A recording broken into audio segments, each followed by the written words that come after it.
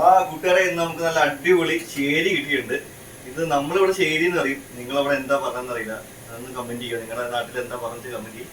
ഇതിപ്പോ നല്ല അടിപൊളിയായിട്ടൊന്ന് ഫ്രൈ ചെയ്യാം. ഫ്രൈ ചെയ്യണം, ഞാനൊരു വ്യത്യസ്തമായാണ് ഫ്രൈ ചെയ്യണം. നിങ്ങളൊക്കെ ചേടിയായിരിക്കും, എന്നാൽ ഞാൻ ഫ്രൈ ചെയ്യണ മസാല ഇതൊന്ന് കാണിച്ചിടാം. നല്ല അടിപൊളി മീനാണ് കിട്ടിയത്. നമുക്ക് ഫ്രൈ ചെയ്യണ വീഡിയോ കാണിക്കാം.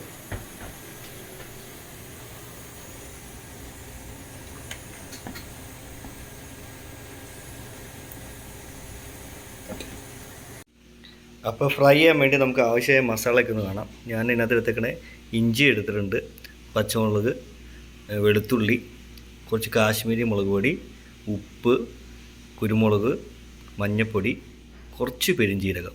ഇതെല്ലാം കൂടെ കൂടിയിട്ട് നമുക്കൊന്ന് പേസ്റ്റാക്കാം.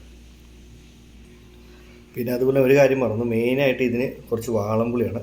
അപ്പോൾ ഒരു ഉണ്ട വാളംപുളി നമുക്ക് ഇതിനകത്ത് ആഡ് ചെയ്യാം. കുറച്ച് വെളിച്ചെണ്ണയും കുറച്ച് വെള്ളവും കൂടെ ചേർത്തിട്ട് നമുക്ക് നല്ല ഫൈനായിട്ട് അരച്ചെടുക്കുക. മസാലയൊക്കെ മിക്സിയിലിട്ട് നല്ല അരച്ചെടുക്കുന്നുണ്ട്. പക്ഷേ അതിനകത്ത് ഞാൻ പറഞ്ഞില്ല, അതിനകത്ത് ഒരു കഷ്ണം ചെറുനാരങ്ങയും കൂടെ ഞാൻ ആഡ് ചെയ്തായിരുന്നു. ചെറുനാരങ്ങയുടെ നീര് അത് നല്ല ഫൈനായിട്ട് അരച്ചെടുത്തിട്ട് നമുക്കൊന്ന് മീലൊന്ന് മിക്സ് ചെയ്യാം. എടുത്തിട്ട് മീനിൻ്റെ എല്ലാ വശത്തും നല്ലോണം മിക്സ് ചെയ്യുക.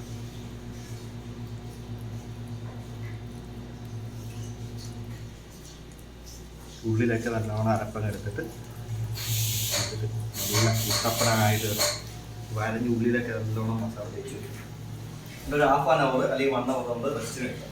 എന്നിട്ട് ഫ്രൈ ചെയ്ത് കഴിഞ്ഞാൽ നല്ല കുട്ടപ്പനായിരിക്കും. മസാല തേച്ചിട്ട് ഞാൻ നിങ്ങളെ കാണിച്ചത്. അപ്പോൾ മീനിലൊക്കെ ഇതേ മസാല തേച്ച് സെറ്റപ്പായിട്ട് വെച്ചിട്ടുണ്ട്. ഇത് നമ്മൾ പ്രവാസികളൊക്കെ ഇങ്ങനെ ഫ്രീ ആകുമ്പോൾ തേഴ്സ്ഡേ ഫ്രൈഡൊക്കെ, നമുക്കിവിടെ തേഴ്സ്ഡേയും ഫ്രൈഡൊക്കെ ഓഫാണ്. അപ്പോൾ ഇങ്ങനെ ചിക്കനും ഫിഷൊക്കെ ഇങ്ങനെ ഫ്രൈ ചെയ്ത് കഴിക്കാറുണ്ട്. അപ്പോൾ ഇത് ഇനി ഒന്ന് ഒരു 1/2 hour 1 hour റെസ്റ്റിന് വെച്ചിട്ട് നമുക്കൊന്ന് ഫ്രൈ ചെയ്തിട്ട് നോക്കാം.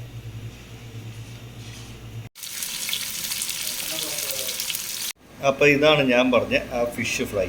ഇതെങ്ങനെ നിങ്ങൾ ഉണ്ടാക്കി നോക്കിയിട്ട് ഒന്ന് കമൻറ്റ് ചെയ്യുക.